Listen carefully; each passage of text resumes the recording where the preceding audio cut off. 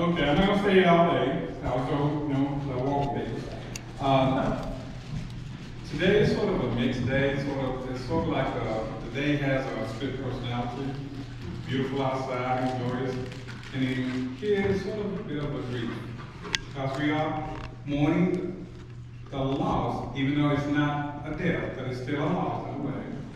And we wish the very best going on.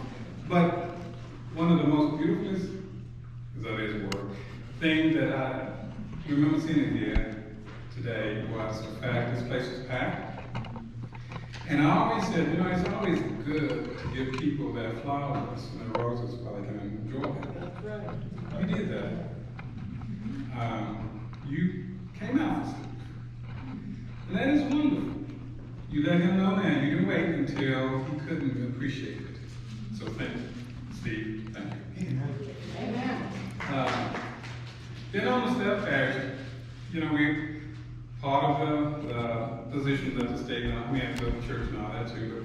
But can you imagine someone for the first time coming to Edgehill and interviewing all the staff? And then they sit down and they meet with Steve. Then they ask, okay, we understand that you're administrative director there. Okay, then can we meet with the music director? He doesn't move. Can you go get up with him or her? I am the music director. Okay, let him go in. What about the facility director? Let me hear. Still no movement. Steve, there's a saying about jack of all trades. You actually are a master of many. You've done it. Now it's your time. Take your roses, take your time. And being on call in the past, I used to have what I used to call my phone. It had phantom rings and vibrated. If you ever know what I'm talking about, and you feel like, oh, did my phone go?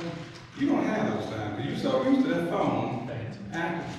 And then you don't realize, no, my phone didn't ring. Is it working? What's going on? Did I charge it up right? This is your time. Smell the roses, enjoy your life, and also spend the time with your family. But you'll never be replaced here in the hearts. You always have a place here, and you always have a love. Thank you so much, Steve.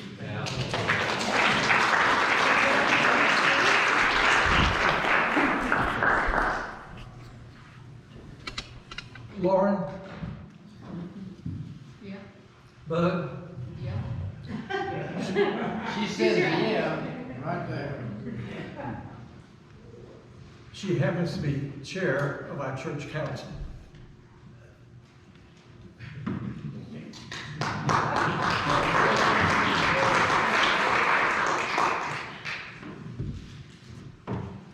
Excuse me, he got me when I just put a bite in my mouth.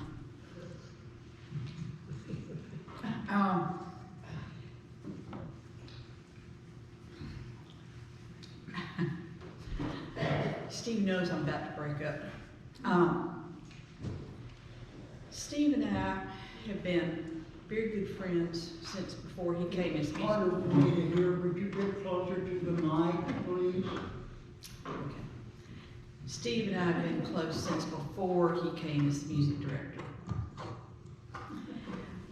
And, but we got really close when we found out that we had the same favorite Bible verse. And that verse is, Mary took all these things and pondered them in her heart. And Steve and I, every time a conundrum comes up, we look at each other and say, take all these things and ponder them in your heart.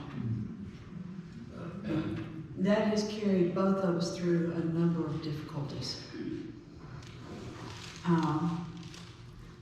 And for the most part, on the better side for it. And I thank him for his friendship. He's close to all of the choir members. It's his second family. And the choir members appreciate that about him. It's a group making decisions and doing things together. And that's what it's all about.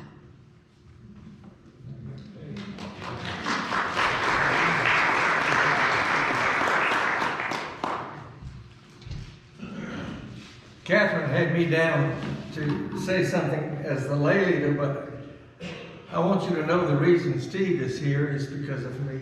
I interviewed him. We were neighbors, and he'd come over to my house to eat. But he had to play the piano first. And after I heard him play, I said, you know, with a little bit more practice, he might could be our pianist. And so one Sunday, we didn't have a piano player, and they said, could anybody play the piano? And Steve jumped up. No, Steve never jumps up. I jumped up and said, Steve can play. But I didn't say he had to stop. He kept playing and playing and playing. I've known him. I was going to tell you something about when I first met him, when I was looking at my new house. But he knows as many stories about me as I know about him, so I won't share those stories. But if I had a title to give Steve at Edgehill, it would be the title of Mover. Mover. I've known him as a mover. Steve moved to Antioch. He moved to Hermitage. He moved to Bellevue. And then he moved back to Hermitage. At Edgehill, he moved his office from this building to next door, to one room, to another room, back to another room. He moves things around. He not only moved his office, he moved the way he worked at things. He moved his job this and a job that. He took on one responsibility and moved to another and moved again. He moved a way of working, and of course he moved his job description so many times that we think of Steve does everything. And if you ask Gary, he does. He spends his whole time at the church. Steve has moved pastors in, and he's moved pastors out. He's moved tables, he's moved chairs, he's moved pianos. He moves choir rehearsal from one building to another, and even outside. But then he surprised me this morning. If you were fortunate enough to be of the early service, many times I say something about the music that Steve plays. What did he open up this morning with? Wade in the Water. That's a perfect hymn for him. Because every time the basement floods, he wades in the water. And he moves this and he moves that to dry land. Steve is a mover. But most of all, he moves people. Steve moves us with his gift of music. And for this, we will always be thankful and grateful. Now, I don't want to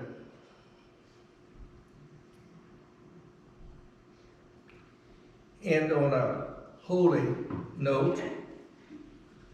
What did I do? Oh, Steve, come up here.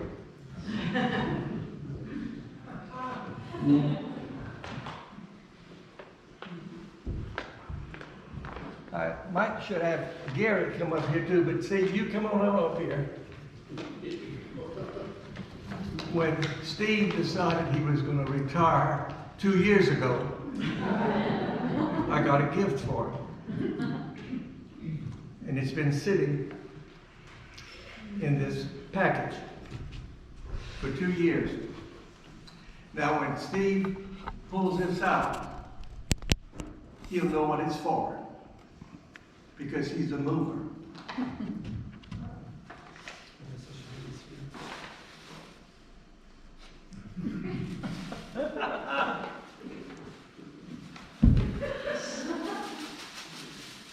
There must be 1,000 bags in here.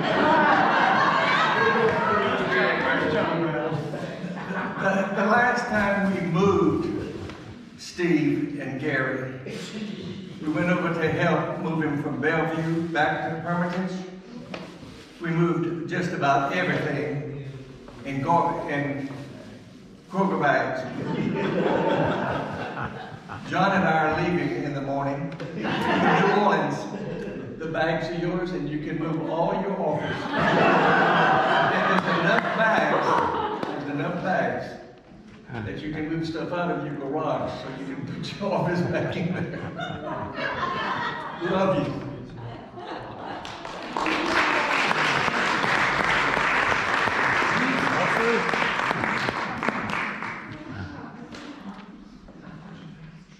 Now we're going to do a little bit of sharing. It will take time, but you can have at least a minute or two to share something about Steve. But I want you to remind you that I want you to do one thing. I want you to pray for Gary. Because when Gary hears all this about Steve, he thanks God.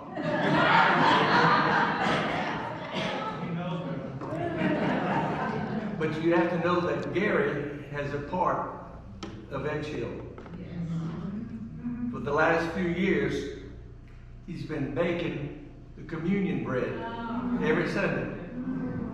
But it's different than anybody has ever baked it, the way he bakes it. He bakes it, then he blesses it. I don't know what words he uses, but he blesses it. And it's called twice blessed bread. He blesses it first, and then he allows Pastor John to bless it when it gets here. But we thank Gary for his part in Steve's ministry.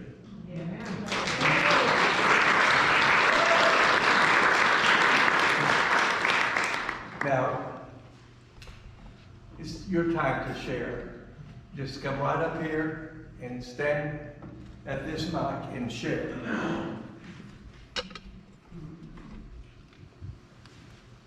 Kathy, will you come up? Sure, I think.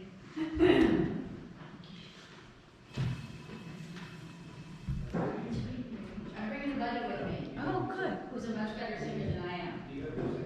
No, what are the words? Yeah, we can do it. Yeah. Just want to get this part out of the way. Oh, okay, because you're all nervous? Yes. Oh, you sweet thing. So, Okay, so here's, where's Steve? did you want to get? I was looking behind you. I just couldn't imagine what I could possibly say or do for Steve, and then for this farewell, and then it popped into my head, Billy Joel, sing me a song, The Piano Man, and I just started writing my own little lyrics and had the best time, and it's a little clunky, and Matt didn't even know he was going to be called upon to sing, but he's got a great voice, and Lonnie's high and I'm alto, and we don't know what the hell we're doing. And We can go low. can we? Like, we'd say 25? Yep. A regular That crowd sounds chuckles good. in. Mhm. Okay. So do you all know the song? I mean, just the original version? Play me a song, The Piano Man. Play me a song. I don't know what era it was, but come on. You want to stay? You want to stay there? Come down here. No, I'll stand. He's good. He's good. Okay. Take a breath. All right, I'm breathing. It's 8:25 on a Sunday. The regular crowd shuffles in. Fewer women than men, an unusual trend, but the atmosphere feels like kin. We say, Steve, will you play us a melody? We'll all remember the tune. 'Cause it's sad and it's sweet and we know it's complete. We've sung it before in this room. Play us a hymn, you're the piano man. Play us a hymn today. 'Cause we're all in the mood for some sanctity, and we know that you'll show us the way. There's Pam, she's my friend and my hero. She's humble and kind, you can see that her presence and smile can light up a mile, and there's nowhere that she'd rather be. The D's are gathering as usual. That's Dave and Dean and Dan. Each of them is unique, you're in for a treat. If you meet them, make sure that you can. Play us a hymn, you're the piano man. Play us a hymn today. 'Cause we're all in the mood for some sanctity, and we know that you'll show us the way. Debbie is there bright and early. Somehow she finagles a ride. She's had troubles on end, yet she's always a friend to those who are fighting the tide. So many losses Steve's witnessed, so many dear faces are gone. But I won't list them all, for it might cast a pall on a day that calls for a song. Play us a hymn, you're the piano man. Play us a hymn today. 'Cause we're all in the mood for some sanctity, and we know that you'll show us the way. Imperfectly stated and falling short, yet there seems to be no better way. All the love that we hold, all the stories we've told, all the feelings we want to convey.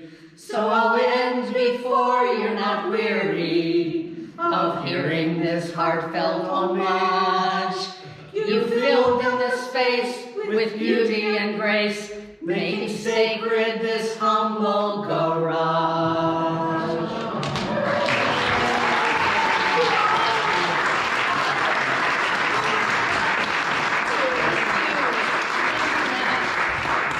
No rehearsals. I mean, the spirit is here.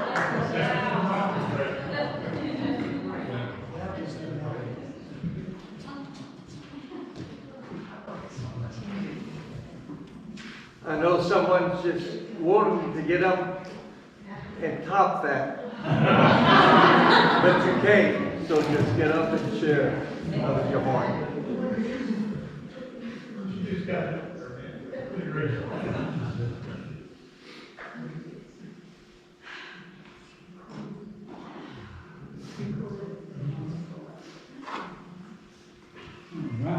All right.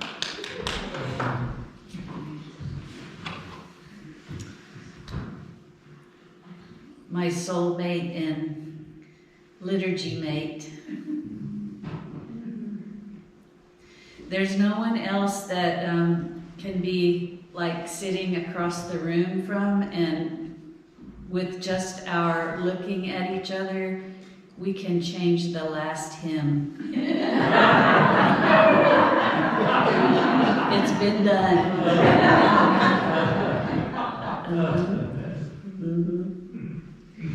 More than once. Yep, more than once. All the blessings that you have been and are and have given to so many of us, may we return just a smidgen of those to you, especially as you walk into this great unknown. Know that all of our love goes with you, and you are not alone. Let me just sing you a blessing. This is actually God singing to you. You are my beloved, on you my favor rests. Before you were imagined, I held your heart in mine. You are my beloved, for you my love grows deep. Before, behind, with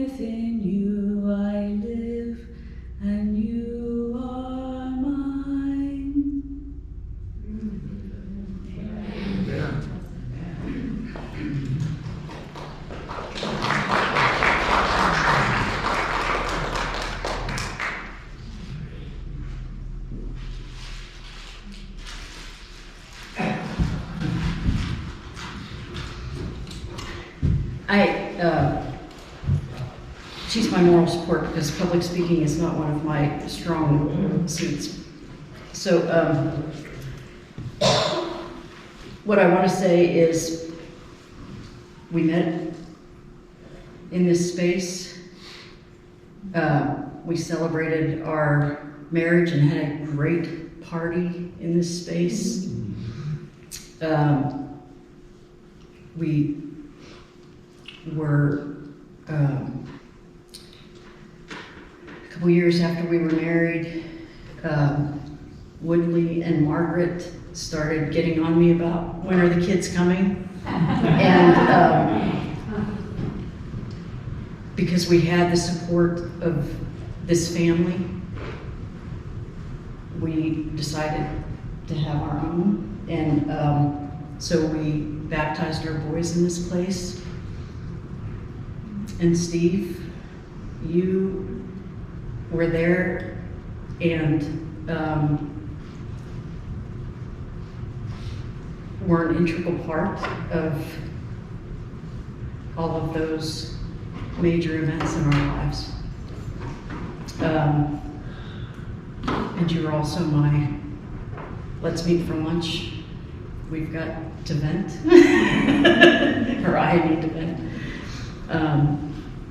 So this really feels like coming home today. We do really enjoy East End, but this will always be home. Amen.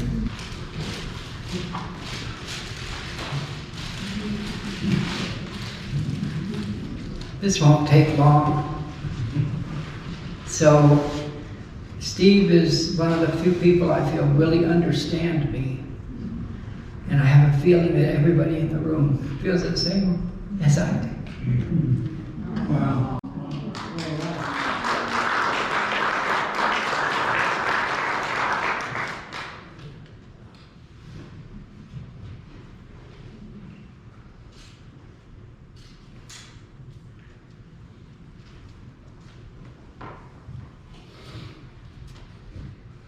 Can't sing.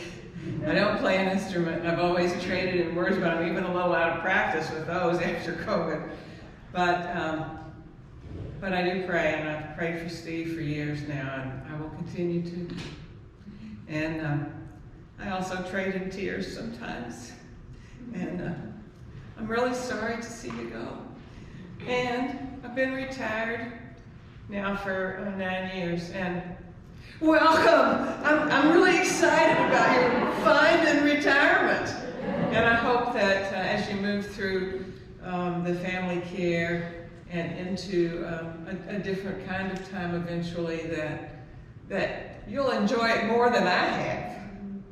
And that's a big order. Thank you.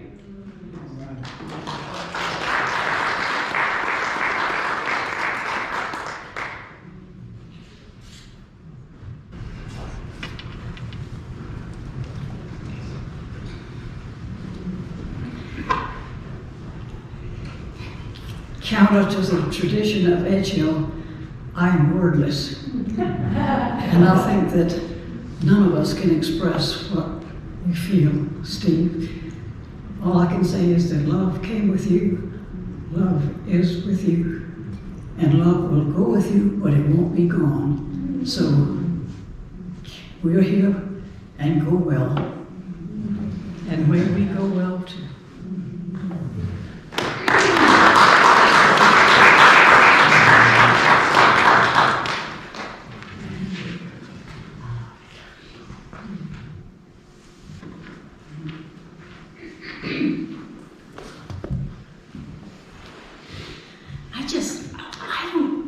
I don't know if people know how welcoming and yet good at boundaries Steve has been over the years. I don't know if people have seen many stragglers through this place.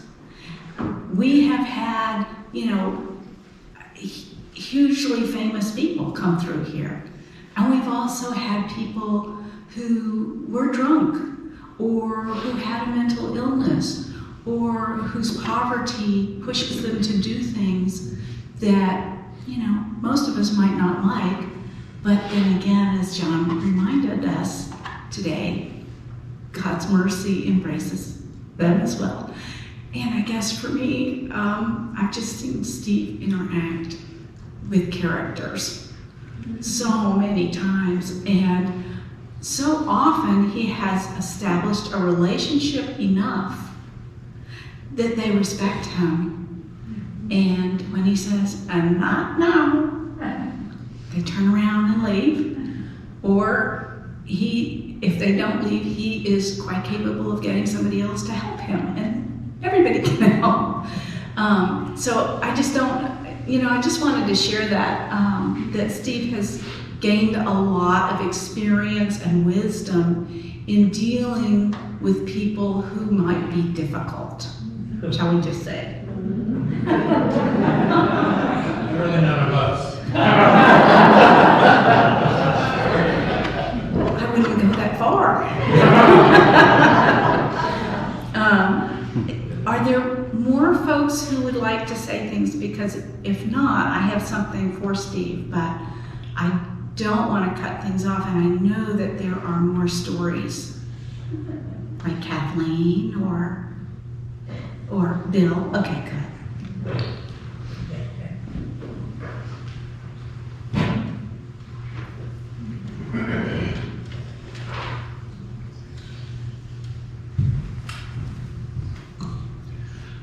Most everybody has been talking about Steve's role in music. I certainly enjoyed that too, but I had the privilege of working with him on Edghill's books in his role as our office manager.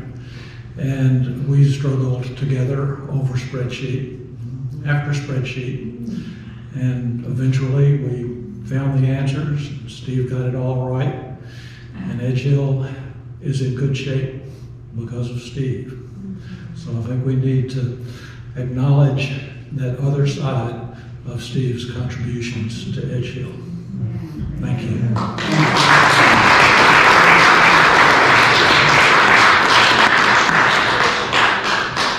sorry to put you on the spot.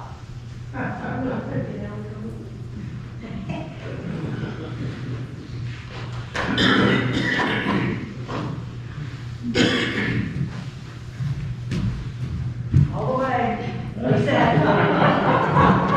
Sheila got to have Lisa out. Come on.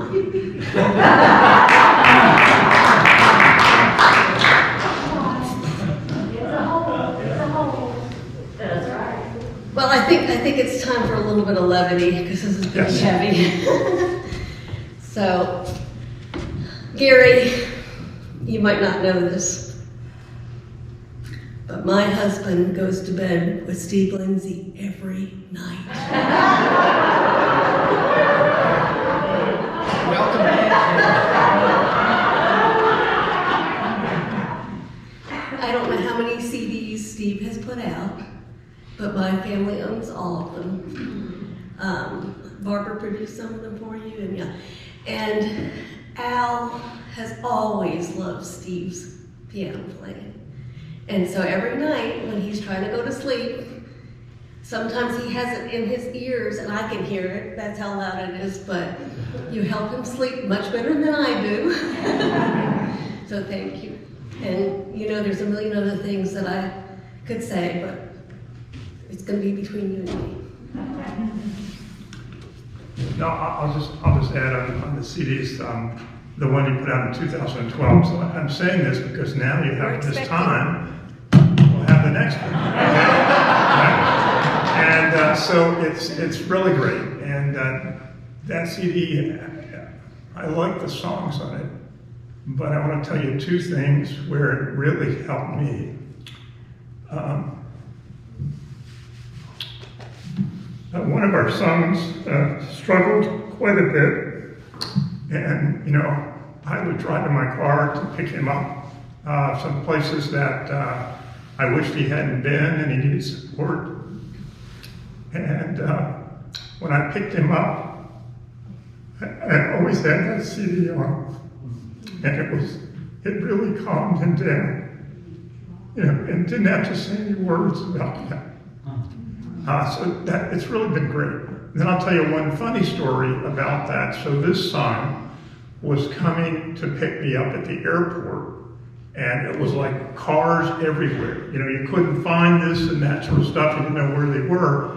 And I don't know, somehow my car, when I get my phone, it automatically picks up and starts playing, right? So he's driving around trying to find me, okay? And all of a sudden he hears Steve Lindsay. He had Al's car. He had my car, right? And so then he goes, okay, well, I know he must be near here because I can hear Steve. So that was something else that you helped us with, Steve. So we look forward to that next CD, okay? 2012, so 10 years, it's time for the next one.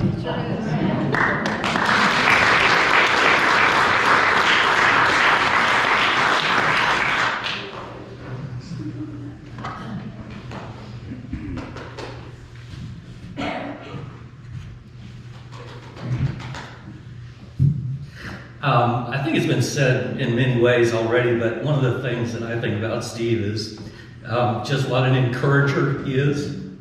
I'm going to start with the silly story first and then go to one that's more powerful. But I cannot believe that I actually stood up here and sang "Oh Holy Night" on Christmas Eve. That's the furthest thing that I could ever imagine doing. And Steve invited my two sisters and Monty and me to sing "Oh Holy Night." And I can't even believe I did it. But anyway, there's an encouraging example. The last time I actually did a solo, well, it was a duet, was with, in the 5th grade, with Joy Wilner, who was a foot taller than me. She was Mary Poppins, I was Bert, and we sang Supercalifragilisticexpialidocious together. And did a little dance, but that was the last time that I'd done anything like that. The more meaningful one is Monty's mom. Take your time, take your time. He's brave enough to do this because he knows I couldn't. I'm not sure I could, did I?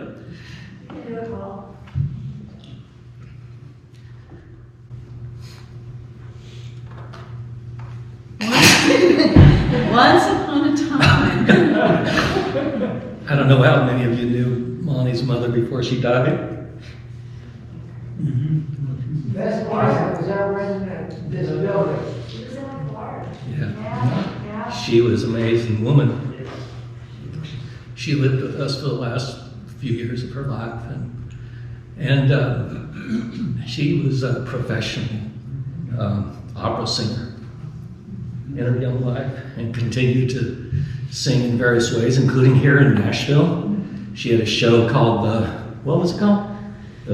She had a TV show. TV show called The Neighbor Next Door. something like that on WSMV back in like 1950. Yeah, and she had a radio show. Radio show too. So she was a talented singer, musician, and but after a while she, didn't feel like her voice was quite up to what it needed to be, and so she stopped doing that professionally, and she became a librarian and just amazing other things.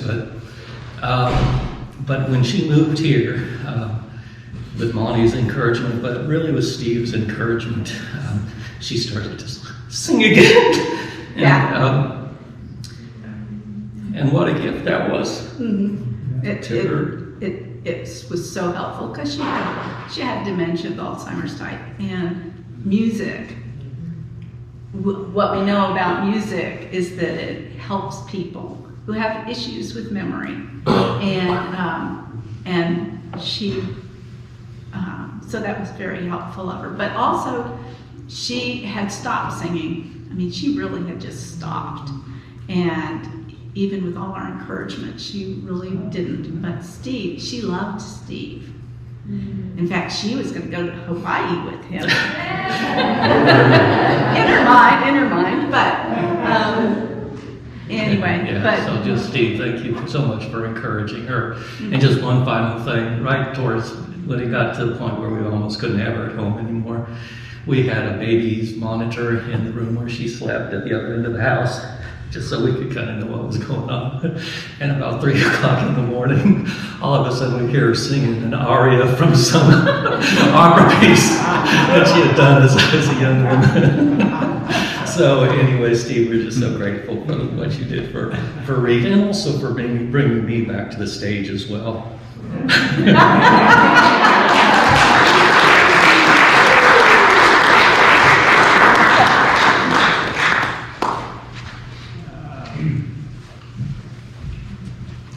I said I wasn't going to do this. Steve's the best choir director I've ever had. I've sung professionally at Radio City Music Hall as a choir member. Steve's much better than that guy who led us there. Steve and I have a relationship that's still being worked out. When Monty said difficult people that Steve has dealt with, and somebody said, well, not here at Edgehill. Well, I'm one of the difficult people that Steve has had to deal with. There's still things that need to be said and done, but I am so pleased to have been in Steve's choir. And my son said this morning when he left, he's taking care of his mom, he said, tell Steve that I'll miss him. And Linda will too, Steve. Thanks. Thank you.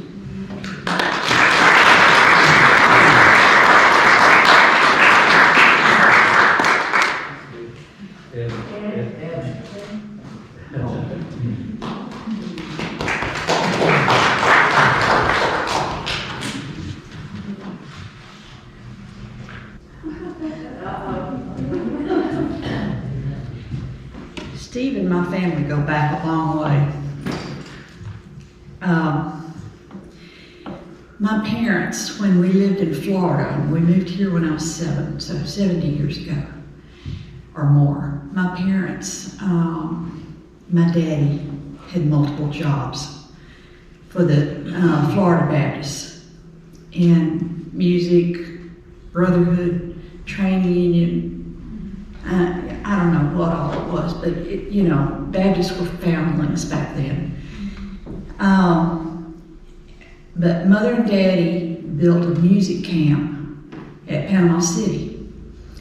And we went every summer and lived through the summers when my brother put crabs in Daddy's bed and, all this sort of stuff. Well, when I got here and got to know Steve, I found out he went to that music camp. And now he's playing on Mother's grand piano that she taught piano on since 1960 something or other. So we kind of go back a long way. He knew of my daddy and knew of my mother. So he's my brother.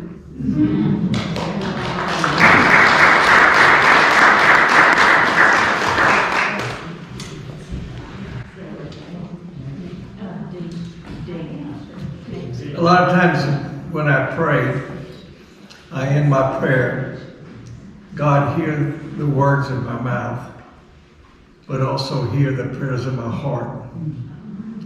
You've heard, Steve, the praise from our mouths, but there are more praises from our hearts for you and your family.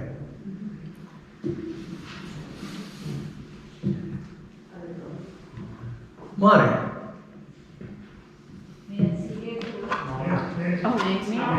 Oh, didn't see you back there. Come on. This is one of the difficult people that Steve has to deal with. Come on, man.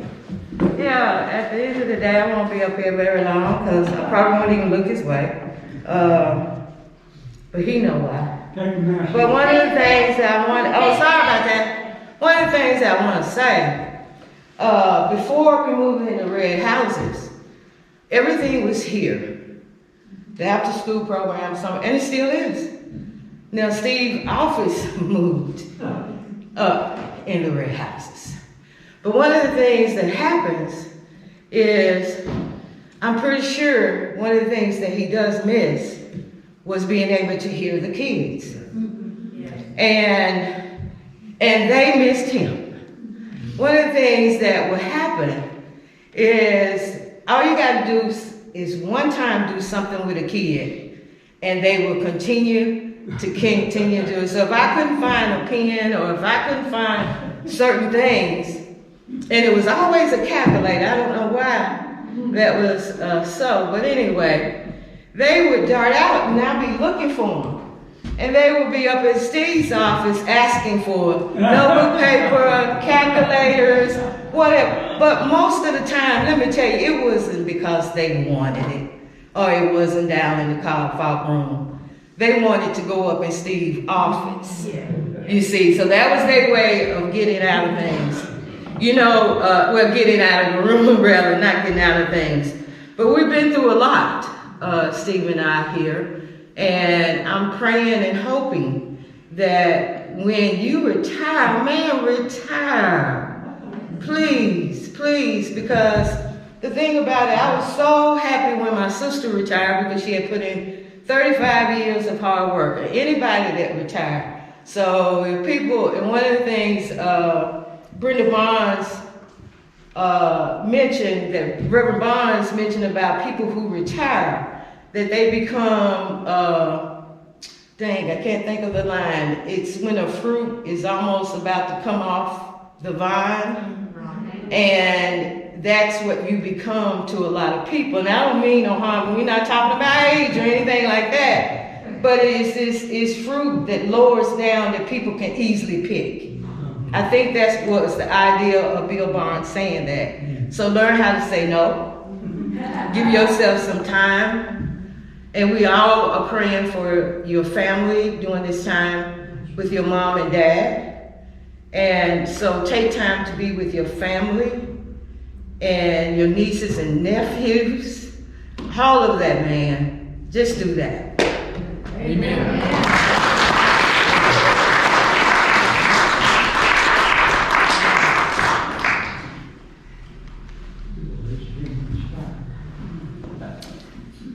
Well, I've been struggling to figure out how I might get one of those hugs before this is over.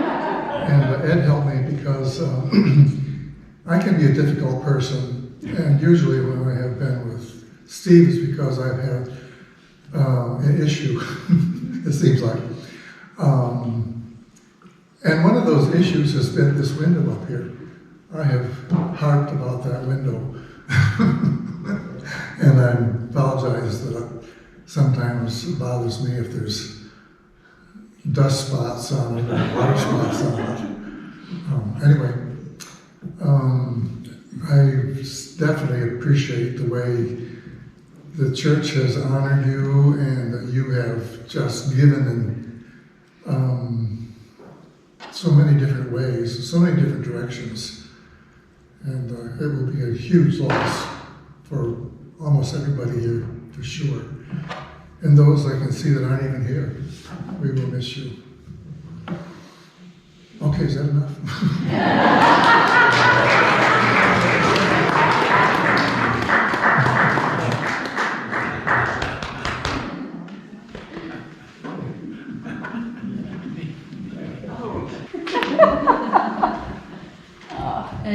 And then we will, I think we're going to stop. Yeah. Goes on. But So, as you might imagine, the choir's had many moments of levity and many tears and lots of hugs and some very moving moments. And whoever it was that said that the choir is Steve's, second family or third, I don't know what, but anyway, we are a family and we consider him to be our mother hen. But this is a song that we sang to him in choir a couple of times, just as a reminder. Not all of it is true, but a lot of it is. Okay? It's the hymn for distraught directors. Yes. Immortal, impossible, God only knows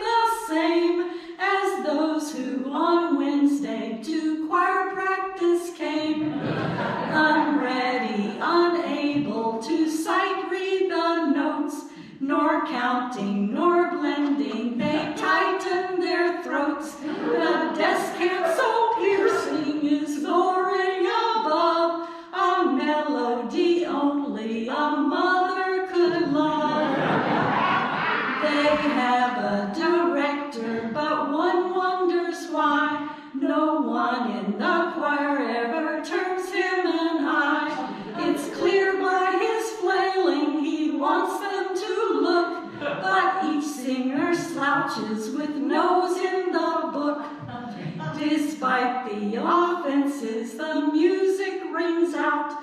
The folks in the pews are enraptured, no doubt. Their faces are blissful, their thoughts appear deep, but it is no wonder, for they are asleep.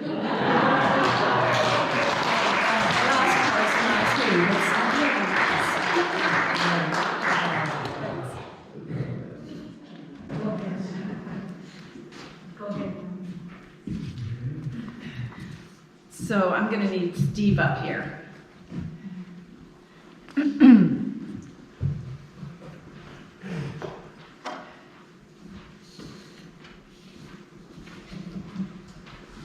So one of the gifts, I don't know if everybody's seen it, but these are beautiful pictures of Steve. One of the gifts that we wanted to give is there's a bunch of cards in here, many unopened, and there's a bunch of stories and memories written on, by the way.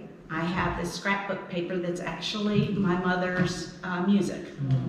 So there are stories and wishes. I know that one, you're gonna cry with that one.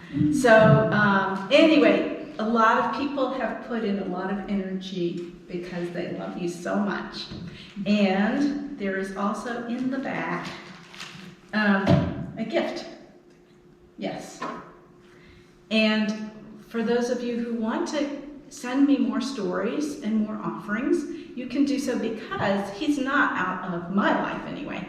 So but I intend to write some more stuff, and I even have extra pages in here. So, and this, by the way, is for you to get out.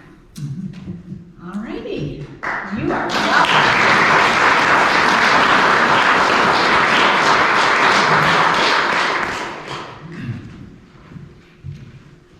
Thank you all.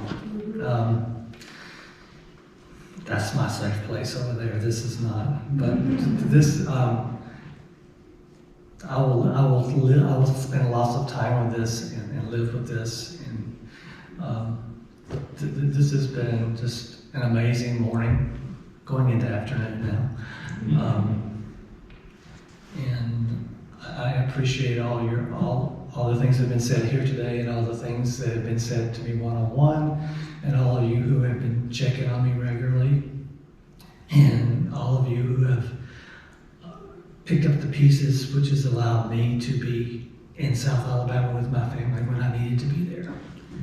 And I'm getting on a plane at 3:45, so I will soon need to go to the airport, but I just wanted to thank you all again.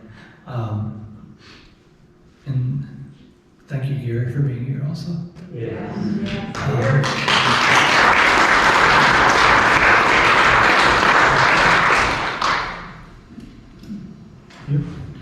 We're done. We're good.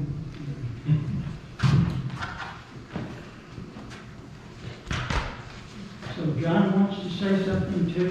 Yes, really quickly. 6 years ago when I came to Edgehill, Kay brought me in to meet Steve, and it was a whirlwind.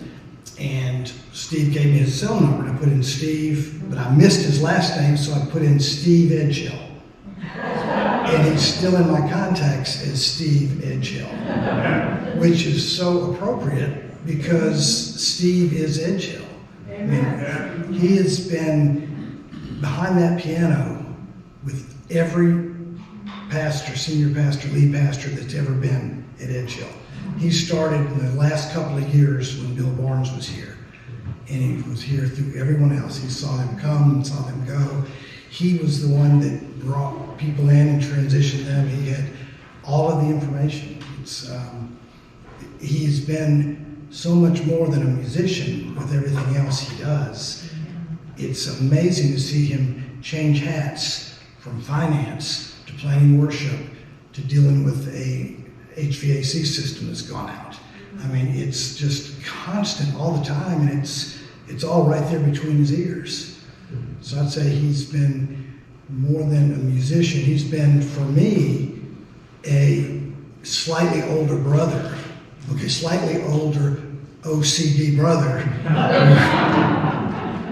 who has been my go-to person for anything we needed to know. So we are going to miss you. But if anybody deserves retirement as much as that man, then I want to meet them. He has really been going hard for longer than any of us realize.